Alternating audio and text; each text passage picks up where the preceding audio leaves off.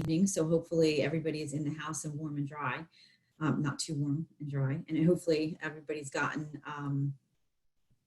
back their electricity after last week. Hold on 1 second. Again, my name is Christine Zellers, and I'm with Rutgers Cooperative Extension of Cape May County. I work with the Family and Community Health Sciences Department as the assistant professor / educator.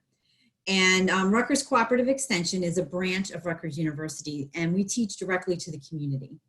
And the department that I work in particularly, we focus on wellness, nutrition, and physical activity.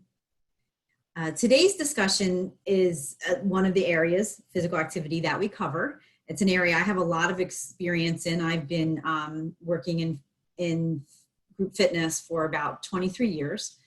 And today's discussion is titled Benefits of Physical Activity. And during the conversation, we're going to show you that exercise has benefits that reach far beyond just the way we look, which is a lot of times why people are exercising.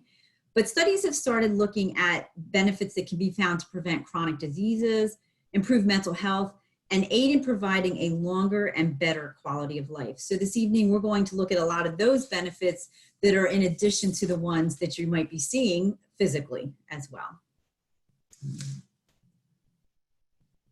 And of course, my slides are not advancing.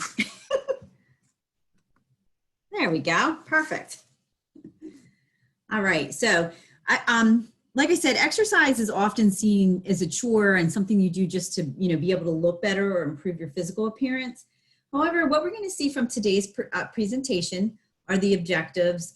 There's many positive benefits of exercise, and being fit with exercise. So we're going to learn about the benefits of exercise for overall health and well-being, the types and amounts of exercise, and how to exercise safely, which is really important as well. So as is usual for my presentations, for those of you that have been in them before, we're going to take a quick poll in the beginning here. And this poll is just going to give us an idea of how much you might be exercising, things that might be preventing you from exercising, and then what types of exercise you enjoy doing already. So Julie had asked me in the beginning of the talk why I do these polls. And usually why I do these polls is so that I can report back to the stakeholders what people might have learned or what people were doing ahead of time or maybe plan to do afterwards. So that's really the purpose of these polls. So I hope that you'll all participate in it because it gives me an idea of how to focus some of my future talks or how to change them and alter them to the audience so it's appropriate. So Julie's put the first poll, we only have two tonight, on the benefits of exercise. And the first question is just asking you to indicate the amount of time that you spend exercising each day right now. So if you want to go hold, Julie, it says at the bottom, host and panelists cannot vote. Oh, that's just the two of us. But I okay.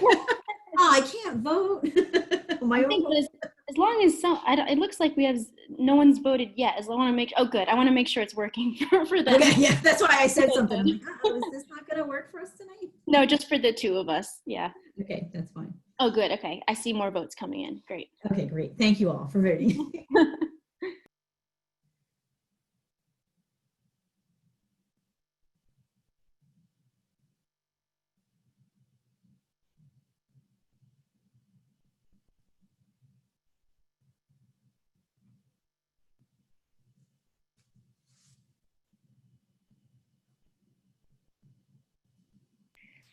Someone mentioned they don't see the poll. It might be, it comes as a pop-up. So you might want to minimize the Zoom screen. It might be a pop-up that is behind the Zoom webinar screen or elsewhere on your screen if it's not showing up.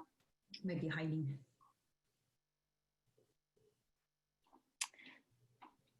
Oh, okay. Interesting.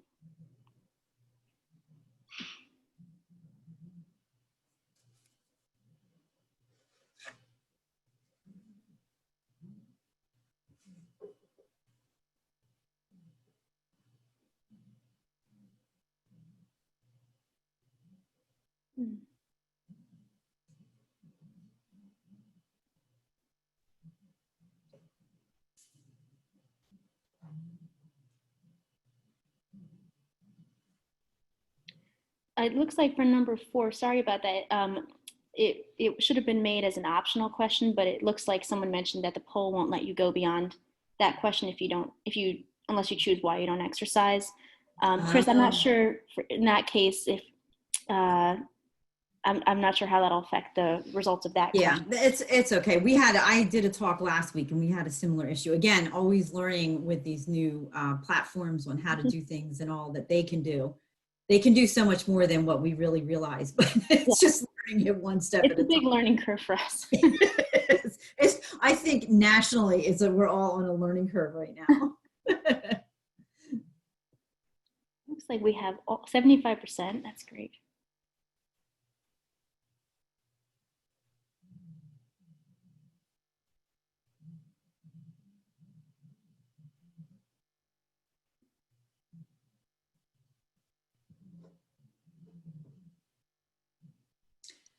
All right. Well, I guess we could move on. You want me to As end okay. no, you can keep. I mean, you can keep Oh it yeah, open. we can keep. Okay, right. Yeah, if you want to keep it open for another minute, and I'll go on to the next slide, just so I'm not holding everybody up. Let me see if I can X out of it so I can see it. There we go. All right. Again, it's not doing. There we go. All right. So let's talk a little bit about the benefits of physical activity now. I'm going to start out by saying this, and you're going to hear it a lot, but I really can't stress it enough. When it comes to exercise, safety is extremely important. So before you start an exercise routine or you add something different into your exercise routine that you're already doing, make sure you consult with a physician because it's really important to make sure that you're safe and the exercise or the physical activity you're doing is okay for you. So, keep that in mind. You'll hear it again, believe me. So more and more studies are focusing on the benefits of movement to prevent, maintain overall health, prevent chronic disease, as well as maintain healthy mental health balance. Physical activity historically was part of everyday work. So people were farming or they were doing a lot of manual labor, but that's not necessarily the case anymore. Nowadays, we spend a lot more time behind the computer screen. And I've noticed, especially now during the pandemic, I spend so much time behind the computer screen. So, when I was rehearsing for this talk tonight, I was walking around in circles and making the dog a little nutty because just being able to move and not sit there. So during the pandemic, I think it's gotten even worse because I'm not getting up and going down the hall to talk to a colleague, and I'm not, getting up and going to the copier because I'm still working from home. So be mindful of that, especially now that, our sedentary lifestyle in the United States, in addition to the high caloric diet that we consume, can really lead to some detrimental aspects to our lifestyle. So prevention of degenerative disease is one of the things that's really great about physical activity, one of the things that they can do for us. Some of the benefits of exercise that are preventative are delaying brain aging and preventing degenerative diseases such as Alzheimer's disease, diabetes, and multiple sclerosis. And that's according to an article that was published in ResearchGate titled Physical Activity and Brain Health. Also, the CDC wrote an article about participating in joint-friendly physical activity, and joint-friendly physical activity will help improve your arthritis pain. It can also help improve your function, your mood, and your quality of life. Excuse me. So physical activity done safely and appropriately also helps us to maintain a healthy weight, which is important, which kind of goes back a little bit to the way we look. But if you maintain a healthy weight throughout your life, then you're less likely to have chronic diseases such as cancer, heart disease, and diabetes. So again, it's preventing a lot of physical activity, is preventing a lot of things down the line, which can be helpful. Oh, oops, went too far. Physical activity also improves cognitive processes and memory. It has pain relieving and antidepressant effects. Studies have shown that if you are already depressed, it can improve your depression, or it might prevent you from becoming depressed. So it has those, and there's been a lot more studies out about that. The data has indicated that people who participate in regular physical activity are less likely to either have depression, to develop depression in the future, like I said. And studies have also shown that exercise the exercise's ability to reduce anxiety and create a sense of well-being. And that's according to an article from Exercise for Mood and Anxiety Disorder. And that was published in the US National Library of Medicine, National Health Institutes. So far we have, it's preventing diseases, degenerative diseases, it's preventing chronic diseases, it's giving us a sense of well-being, it's helping us to maintain a healthy weight. So right off the bat, we're looking good from physical activity in the inside. What do we have next? Relieve stress. So it's a great way to relieve stress. Like I said, it reduces the amount of anxiety that we have. So, and depression. So there's a lot of mental health benefits, and a lot more studies are really focusing on those benefits and how we can use exercise to benefit that way. There's also a lot of studies being done on people with severe mental health illnesses and how they can help them to exercise routinely so that they can better manage their symptoms through physical activity. So there's a lot of studies going on about that right now. Exercise has also been shown to improve sleep. So it assists with your sleep. So in a study done on pregnancy in the early trimester, it showed that women who, historically in your first trimester, a lot of women have a hard time sleeping. This study that was published in Behavioral Sleep Medicine by Joshua Baker et al. Showed that women who engaged in safe physical activity in the first trimester of pregnancy slept better when they did so. So that's a positive right there. If you're having sleep issues, maybe add in a little bit of exercise or a little bit more exercise just so you can get that good night's sleep. Now, there was also a study which was called the SWAN study, which showed that midlife women, who also are traditionally people that have a hard time sleeping, who engaged in physical activity that was in addition to their normal physical activity. So they, in addition to what they're doing at work and at home, it was addition. So running, jogging, walking, swimming, engaging in some type of activity, their sleep was improved as well. Now, don't call me in the middle of the night if your sleep's not improved when you start exercising, but it is, it was found in the SWAN study that could be something that really is helpful to you. Exercise should be seen for its benefits and rewards versus its challenges. A lot of times people find all the reasons in the world why it's challenging, but you should look at it as not a punishment and find something you love to do and something that's going to encourage you to exercise, something that's going to get you moving. If you find something you like to do and you enjoy it, then you're going to do it more often, and then you're going to reap the benefits of all of the things here that I mentioned. So let's talk about the recommended amounts of exercise. It's always a little bit, everybody's different. And I'm going to say that throughout the talk today, everybody's a little bit different. And, we'll talk about times you exercise and things like that. So everybody's a little bit different, but the recommendation for adults is 150 minutes per week. So the USDA recommends that you exercise for 150 minutes per week, and 2 additional days should include weight-bearing exercise.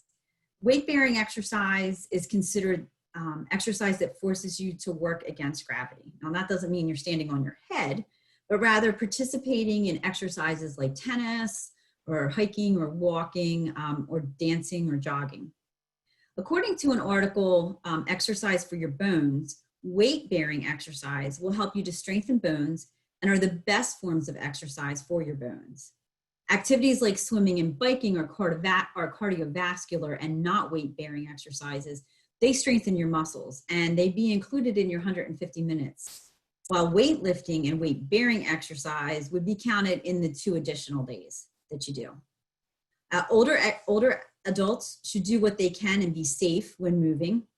Folks with chronic disease have a varied amount of activity and activity level. However, it's been found that safe exercise is beneficial to those who do have chronic disease or a disability. And once again, you should check with your doctor before starting. You're going to hear that in your sleep after me saying it so many times. The recommendations for children are 60 minutes a day. And the children, let's see here. Sorry, I lost my spot here. So there's an age breakdown for children to exercise. And according to the Department of Health and Human Services Physical Activity Guidelines for Americans, 2nd edition, Preschoolers between the ages of 3 and 5 are recommended to be physically active throughout the day. In the US, the UK, and Australia, it's estimated that the average movement of children in this preschool age group is about 3 hours a day. And activities like running and hopping, skipping, jumping, they provide children with physical, emotional, and social development. So they're all really good for them, and that's why it's important at that age. I think that anyone that's ever been in the presence of a 3 to 5-year-old knows that the problem's not really with getting them to move so much as it is to stop them from moving. I had 3 sons, so I know that very well. But preschool children, you want to make sure that they're moving, and think about this time frame right now. Parents are working from home. Children aren't in school as much, and they're not going to maybe childcare situations. They're not getting out to play with friends as much. So if you find that your child is not moving as much in that age group, 3 to 5-year-old, that they used to be, or they're spending a lot more screen time, then take time to try to work something in with them, or give them things to do to make them be more physically active, or be physically active with them, because it's a great way to role model if you're physically active too. So take that time to make sure that they're getting their movement, because a child's play is really their work. So finding a way to get them moving is really, really important. And it's important to support their mental and social development, as I said. So children and adolescents, ages 6 to 17-year-old, that's when they start going to school. And as soon as we go to school, what happens? You're sitting in a classroom all day long, 6, 7, 8 hours a day, and you're made to sit still and be attentive. So recent policies in schools and around schools have started creating things like moving classrooms, where they have whiteboards on the wall and you walk down the hallway so you're moving. They've started to try to engage the children in more physical activity during the day, but they still don't get enough. They're still not getting enough. So a child should be engaging in 60 minutes of moderate to vigorous physical activity every day, most of which includes aerobic exercise. 3 times per week, that exercise should be vigorous and include muscle and bone strengthening activities. Children don't get near the required exercise, as I said. Now, and some aren't able during this time period to engage in sports, and they're not in school, so they don't have PE. So you really need to encourage your child to be active and find ways for them to be active. Again, setting a good example if you can. And I often say this, people ask me as an instructor for group fitness classes, a lot of times I get asked when a kid should start lifting weights. So just as a sidebar, everybody develops a little bit differently. And for your child, you should check with your pediatrician on that if you're going to have them start doing like some heavy weightlifting. But they can do things, kids can do push-ups and running. They're all the things that they're supposed to be doing that can keep them in shape. So they can go ahead and do that. And then lastly, for both adults and children, sometimes you can't get the full amount. So say you're trying to strive for 30 minutes a day. If you can't physically get 30 minutes a day, or you don't have time to get 30 minutes in one clump, then try breaking it up. You want to make sure you get at least 10 minutes in one session. So 10 minutes in one session if you really can't do it all together, and make sure you're getting at least that 10 minutes for it to count. So you could do 3 10 minutes during the day or something like that to make to fit that into your day. All right, so types of exercise. These are the 4 types of exercises that are usually when you're talking, I do cardio or I strength train. So we're going to talk a little bit about those and how they break apart. It's really important to create a varied plan of exercise. So in trying to include all 4 of these types of exercise into your exercise routine. This is important because it's going to help you to reduce injury, and it's going to keep your body feeling good. If you continually do something over and over again, you could get a repetitive motion injury. So one of the classes I used to teach, I ended up getting plantar fasciitis from. And if anybody's ever had that, it's in the bottom of your foot and it's extremely painful. And when you get out of bed in the morning, your foot kind of gives out from underneath of you. And that was from teaching the same classes over and over again. So I would teach the classes day in and day out, and I was making that constant motion that created the frequent use injury. So to avoid that, stretching and warming up is really important, as is cooling down. But also keeping a little variety in there is important within these 4 different types of exercise. So keep that in mind. As I said, stretching and warming up can prevent it, but you want to make sure that you also change things around. Now, guess what I'm going to say? Consult with a doctor before trying a new exercise or adding one. So if you're only doing, stretching exercises, don't go out and run a mile, 5 miles or something like that. Talk to your doctor first. Make sure that that's okay. A combination of exercise is always best to move your body parts and get them all fine-tuned. And the 3 main areas, we'll start with aerobics, which is also called cardio sometimes. And that includes things like swimming, biking, jogging, running, anything that really gets your heart pumping and makes you breathe heavy. Physical activity guidelines from Health and Human Services notate 3 types of cardio levels. So for instance, a light cardio workout would probably be equal to working at 2 miles an hour on the treadmill. All right, so that would be a light cardio intensity. A moderate intensity would be walking at about 3 miles an hour on the treadmill or outside. And then a vigorous cardio or aerobic exercise, which equates to probably running about 1 mile in 10 minutes, would be 6 miles an hour. So that just gives you a gauge, if you're trying to gauge what level you're at, that gives you a little, variation between the 3 intensities. So you have light intensity, moderate intensity, and then vigorous. Cardio is beneficial in several ways. It burns a lot of calories, which is great. And it helps you to control your appetite so you eat less.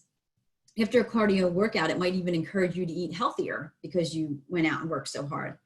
A good cardio workout strengthens your heart as well as your muscles.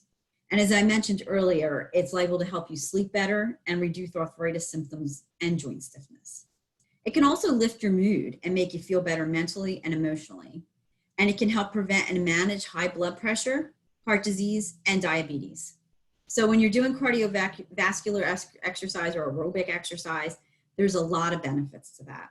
When you're engaging in cardio exercise, you should remember to warm up and then engage in the activity and then cool down. It doesn't always mean going out and running a half marathon. Remember that there's different levels and some moderate to vigorous, like we mentioned, and those levels depend on the individual. It depends on your fitness level and your gender and your age and your abilities. So there's different levels and you have to do what works for you. As a beginner of cardio exercise, remember that your endurance might be different from others, and taking small steps is much better than going overboard early on. So again, as I said earlier, I've worked at different gyms over the last 23 years. And one thing that I always note is that in the beginning of the year, so the first week of January, there's all these people that come to the gym, they join the gym with good intentions because they're going to meet their New Year's resolution. And then by February, everybody's gone again. And usually that's because they've worked so hard or they've lost interest in what they were doing. So it wasn't an activity that they enjoyed. Or they come in and, they go real hard the first day and then they can't walk for the rest of the week. So they don't come back again. So try to find something that's enjoyable to you and really think about it. Ask yourself, do I enjoy this? Is this something that I find agonizing? Or is it something that's making me feel good? And sometimes if you start a new activity, it might take a few weeks, but as you're feeling good in that exercise, try to make note of that in your mind. Say to yourself, oh, wow, that really made me, feel good. I felt active. I feel I have more energy. I'm more alert. Look at the positive things that the exercise is doing for you. Strength training is the second exercise listed here, type of exercise. And it's important to make our bodies strong, to keep it performing as we wish it to as we age.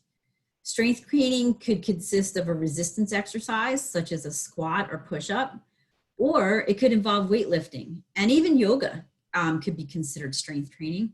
Yoga not only provides mindfulness and meditation, but it also is a resistance that engages your whole body. So yoga is also a good way to go for strength training. As we age, strong muscles become more and more important, and it seems a little ridiculous when you're younger how important strength training is. But sometimes as we age, getting out of the chair might be difficult. So it's important to make sure that you have strong core muscles in the center of your body, and that your quadriceps, those legs in the front of your body, are nice and strong, so that we're able to get up and down and we don't fall and injure ourselves as we get older. And, it could really set back our health. So that's important. Strengthening your muscles also stimulates bone growth. So it, makes your bones grow. It lowers your blood sugar and it assists with weight control. It improves balance and posture, and it reduces stress and pain in lower back and joints. And that's according to Harvard Medical School's health letter. So there's a lot of benefits to strength training, and cardio is important, but so is strength training. So you want to, again, mix those things in and get both benefits of them. Once again, we're not able to sit on a toilet for a couple days because we did 100 squats. That was probably not a good idea. So as you start to do it, small steps. Don't go running into the gym or, buy the 20-pound weights for your home gym and start throwing them around if that's not your ability. Work up to it and, try to avoid injury by going in gradually and mindfully. So stretching, I'll be honest, of all the exercise I do, it's probably stretching is where I'm most lacking. And it's often overlooked by a lot of people, but it holds a lot of importance, and it's a really important type of exercise. Stretching allows your muscles to become more flexible and longer, which will increase your mobility and your range of motion. Warm up your muscles first by maybe marching or doing some form of light exercise or movement so your muscles aren't cold. Then when you're stretching, hold to your comfort level, but it shouldn't be painful. It shouldn't hurt. It should feel good. So make sure it feels good and it's relaxing you. Stretching every day or at least a few times a week is important to protect your muscles, your joints, and your tendons, especially, again, as we age. So it's something you don't need to do a lot of when you're young, but as you get older, it becomes more and more important. So it's a good habit to start out with in the mix of these 4 types of exercise. And then finally, balance. Balance, like stretching, is a form of exercise that often gets missed or overlooked, but it really holds a good deal of importance. I was at a conference a few years ago, and there was a group that was presenting on how they were teaching to seniors, and they had everybody in the room get up and practice balance exercises. And so people, they had you stand up, close your eyes, and then you were kind of doing all these different things. And it was really difficult. And they were explaining how they, had taught the seniors and how this balance had become so important to them. So it is an important part, even being physically fit, I found it to be difficult. So try to incorporate it in your life to have good balance. So it, again, when you age, you're not breaking a bone, but it should include, it could include something like Tai Chi or yoga, but you could also incorporate it as part of your routine in your strength training, or you could, record in your aerobic. You can really tie it in, even in your stretching. You could try to do balance, and yoga, again, and Tai Chi, they help with your balance. So it's important to keep those in mind. The variety of exercise and changing it up is important. Work all your body parts. It's very important. You want to keep them balanced. One of the group fitness classes I teach is spin. And a lot of people will come in and they're in condition, they're in good condition, but they might have a lot of just upper body strength. So it's really a lot more difficult for them than it would be if they had full body strength and full body conditioning. So you want to keep a back, front, up, down model in mind. You want to think about, if I sit and do sit-ups, I do a bunch of crunches, then you also want to do something to strengthen your back. Because if you don't do those you don't do those opposite opposing muscles in a good balance, then you could really pull something or hurt something. So, because they're pulling too tight on the other one. So you want to be really cautious about that and make sure that you're strengthening and training and stretching and balancing all those things to counterbalance one another. All right, so motivation, it's hard. My thing when people come to one of my classes, I always say, hey, you got here. Because I always feel like going to the gym or working out, at least for me, the challenge is getting there. On a Saturday morning when I don't have to be at work, I can find every excuse in the book to not put my sneakers on and go out for a run. So I think that, getting there is a really large part of exercising and being physically active. So let's talk about ways to motivate yourself. If you like a challenge, maybe you want to look at a device or get in contact with a friend who also is looking to start exercising or continuing exercises. If that means joining force with a family member or a friend who wants to exercise and that motivates you, that's great. Make sure it's someone that won't cave in if you don't want to go. So make sure it's somebody that's not going to always be like, oh no, let's do this instead. Make sure it's somebody that's going to motivate you, that's going to keep you going, and somebody that's going to be positive, somebody that's not going to be a downer. So, pick wisely, but pick somebody, because, science shows that if you're with a friend, you're likely to stay more motivated. Some folks like using a device or an app, and I'm not advocating for anybody to do that. I'm just mentioning that the technology is there. And a lot of people find it useful. They like to be challenged by, I got to get my steps in, or I got to get my miles in, or my activity levels in. And everybody tries to, might have a different goal for that. And there's a lot of devices out there that are wearable. This one shown here is what motivates me, and it helps me. I love, trying to keep track of my activity minutes. So I think that if it's for you, that's fine. I'm not encouraging you to go out and get one. But if it, you can also find stuff on your smartphone. There's free apps that are out there that you could use. So whatever it is that will help you and motivate you, if it's technology wise, then search it out. Make sure it's a reliable device and it's a reliable source of an app, so that, you're getting information that is qualified and good. And if that's what, strikes you in that direction, that's great. Now, another thing that's kind of really going out of style, and they weren't real accurate, but it could be a motivator, is the pedometer. Remember those little pedometers we stick on our side? So if that's something that motivates you, it's pretty inexpensive and it can keep you going. But, a friend is free. And a lot of times it's more than just, it's that camaraderie. It's more than just the exercise. You have somebody that is depending on you and you're depending on them. So, a friend might be a good way to motivate yourself as well. Find a time that works best for you. So I know that the best time for me is in the morning, because if I don't get it out of the way, then again, I'm putting it off and I'm not doing it. And if I do it at night, I don't feel so good. It's really hard for me to sleep because I'm kind of wound up. So take a couple weeks and figure out, like, what time is good for me. So you might do it all in the morning for a couple weeks and say, oh, I'm really not feeling good. But give it a little while to see if that's what's good for you.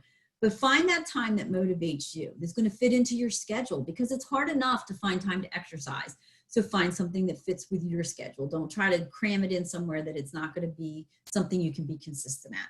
So according to the guidance for physical activity, having the step count motivates people, and then also being aware of the time that works best for you is really important.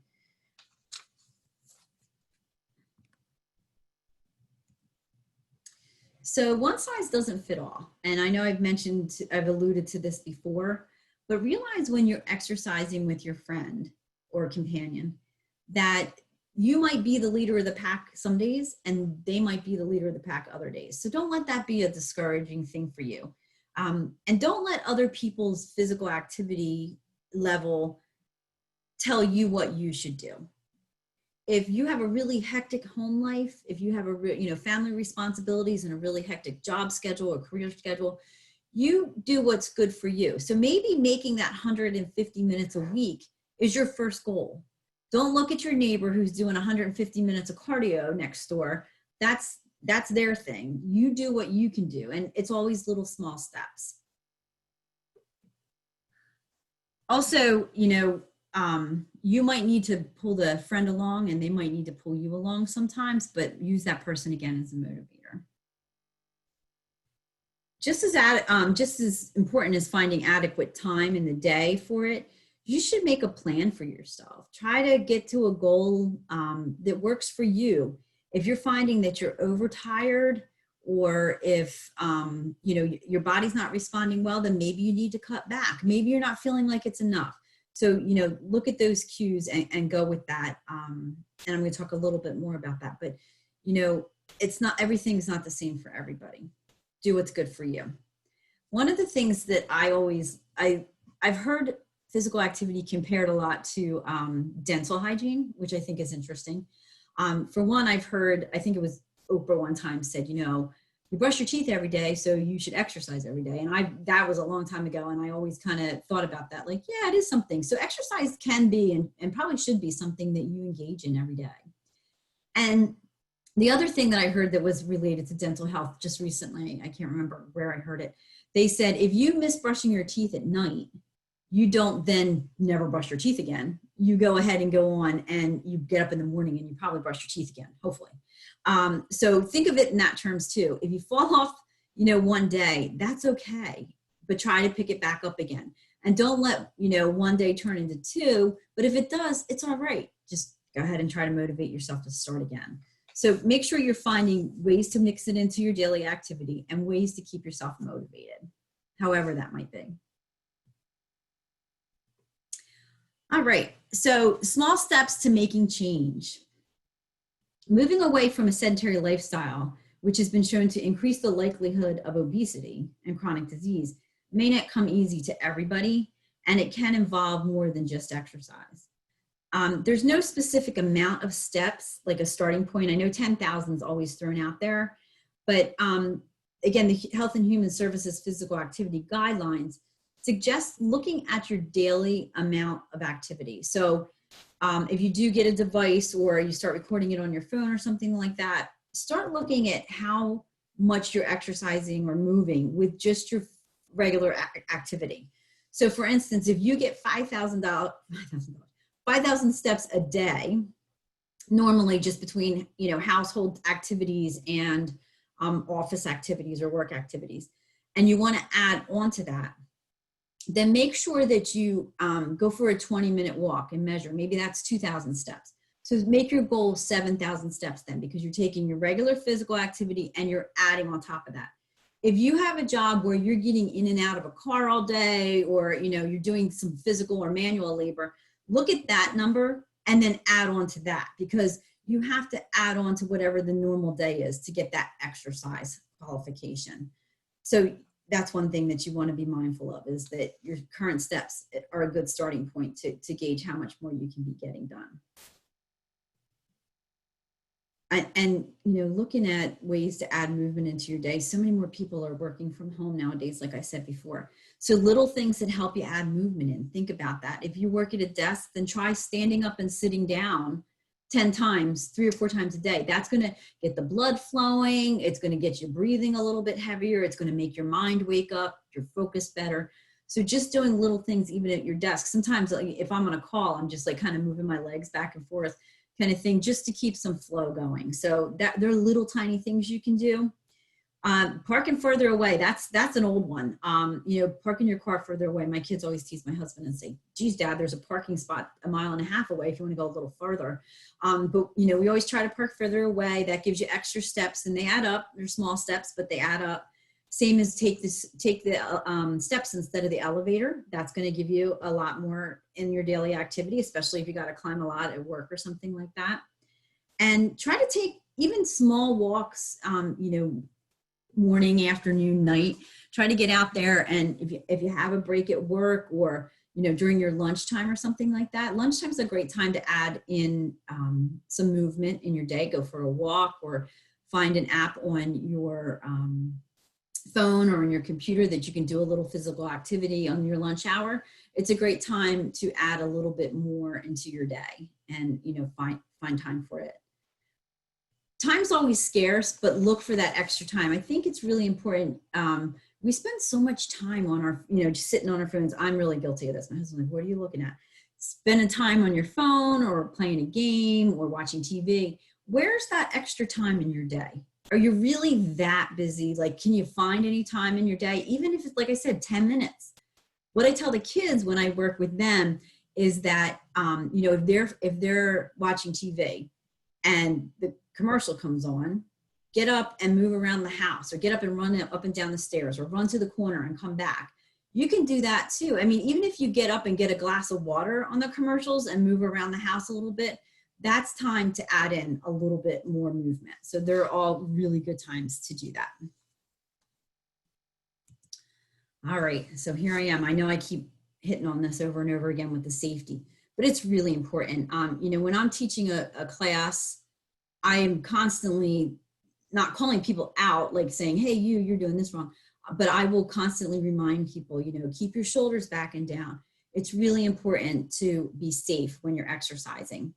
So again, check with your doctor. If you have a chronic disease, then your doctor is probably the best person to guide you on your intensity levels, how long you should work for, your duration, and the type of exercise that's best for you. So again, it's good to check with your doc. Make sure you warm up and cool down. We've talked about that before. It's an important part. You're a lot less likely if you've warmed up and cooled down to have an injury. Increase the amounts gradually. So don't start out going bonkers and running or squatting or lifting or whatever. If you get sore, you're not going to want to exercise. So go at it gradually, increase the amounts and the intensity as you go.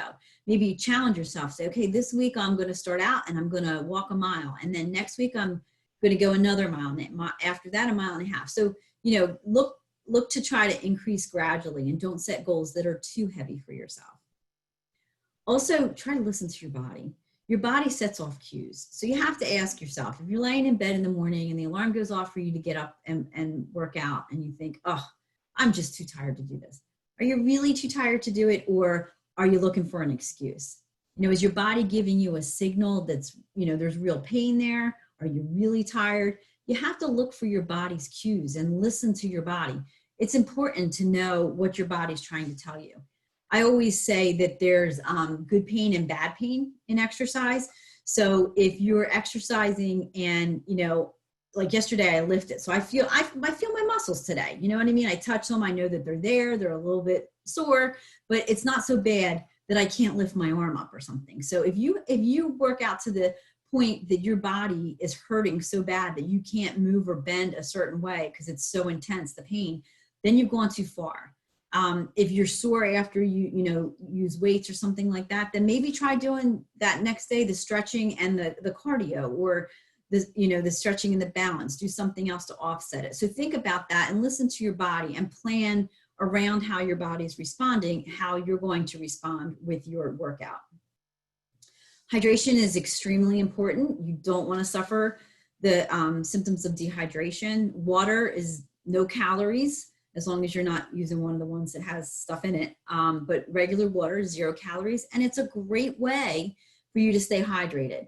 If you are sweating and finding, that you're more thirsty, it's probably because you're losing more water. So make sure that, you're drinking enough to compensate for whatever it is that you're exerting and what's coming out of your body. Wearing appropriate clothing and gear is really important too. Having the right sneakers. My husband is always saying to me, you don't need other new sneakers. Look at them. They look like they're brand new, but they wear out. There's only so many steps in a pair of sneakers. So if you start feeling like, shin splints or your joints are hurting or something like that, maybe look at when the last time was you bought equipment for your feet, and is it the right equipment? And also the clothing, you don't want to be wearing loose clothing or tight clothing, depending on what the exercise is, if it could be detrimental to your workout. So be mindful of that. And you don't have to go and, grab all this great gear so you look good. It just has to be something that is safe. That's the main thing. Really be aware of your environment. So, is it safe at the gym? Is there enough room for you in that area to do whatever activity you're doing? If not, move to another area. If you're out walking or running on the road, is it well lit? Is it, from a safety standpoint, is the sidewalk even? Are you going to trip and fall on a sidewalk? So keep those things in mind. And then finally, proper form is really, really important. Like I said, I'm always stressing to people over and over again, make sure you're doing this, make sure you're doing that, because as you get tired, you start to, kind of compensate and do things the wrong way. And I see people all the time, and I just kind of cringe, that are doing exercises the wrong way, or they're really contorting their bodies or shifting their bodies to lift a weight that's too heavy for them. So don't worry about how much weight you're lifting. Worry about that you're doing it correctly, so you're not injuring yourself, because chances are, if you're trying to go really, really heavy, you're not getting anything out of it anyway, because you're not doing it right. So try to do it the correct way to make sure that your form's proper and that you're getting the most that you can. All right. Safety is really important, and it's going to keep you exercising. So that's why you want to, stay with it. exercising with the kids, you know, we mentioned that the kids do need exercise, and making time with them to be involved is important because it teaches them that it's an important thing to do in their lifestyle as part of a healthy lifestyle. And if they start doing it now, like I mentioned before, it can really prevent a lot of chronic diseases for them. The studies are showing that if kids are exercising all through their life, then, you know, they're less likely to, you know, get diabetes and have hypertension. And it's important for them to be involved in that. So, you know, play a game. If you're at the park, you can play tag or chase with them, ride bikes with them, maybe go hiking, have a dance party. If it's, you know, cold outside or if it's rainy outside, have a dance party inside.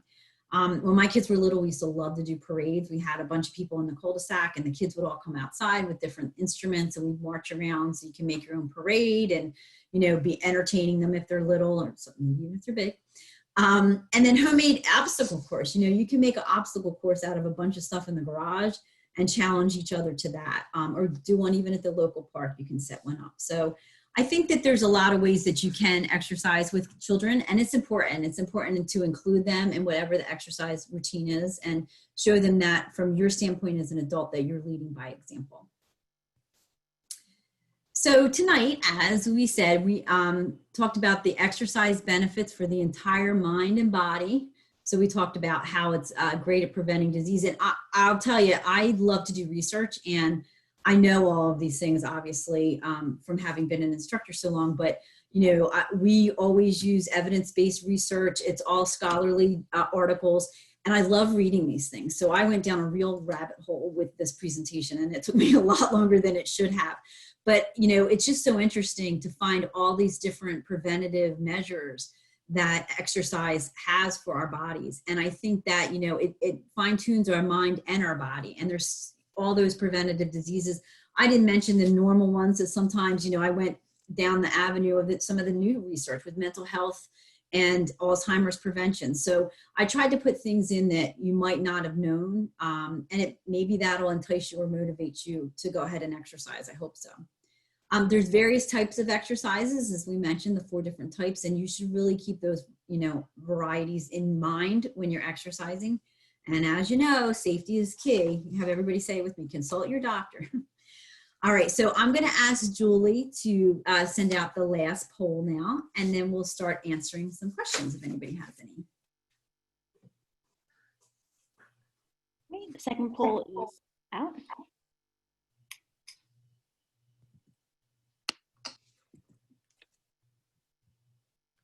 Here's evidence of the rabbit hole on my references. Oh wait, why isn't the, oh, I know why.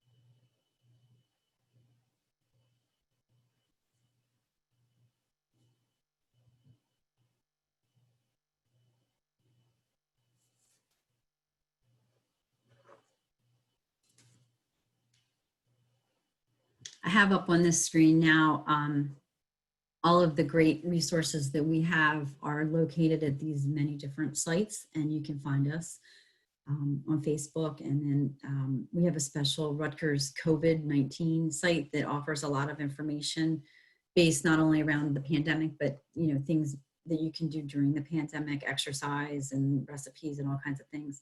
And then we also have, there's a home lawn and garden site that we really bolstered this during this time frame to make sure that people that were interested and had now the time had information that was reliable for their lawn and garden at home.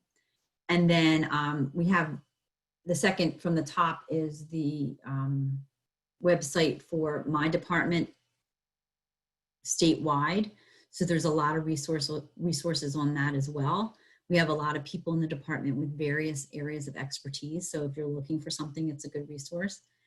And then finally, our wonderful Cape May County Rutgers website, which offers all the programs that we're doing in the 3 different departments, as well as other information that's very valuable. So I encourage you to follow, to go ahead and check those out if you're looking for information.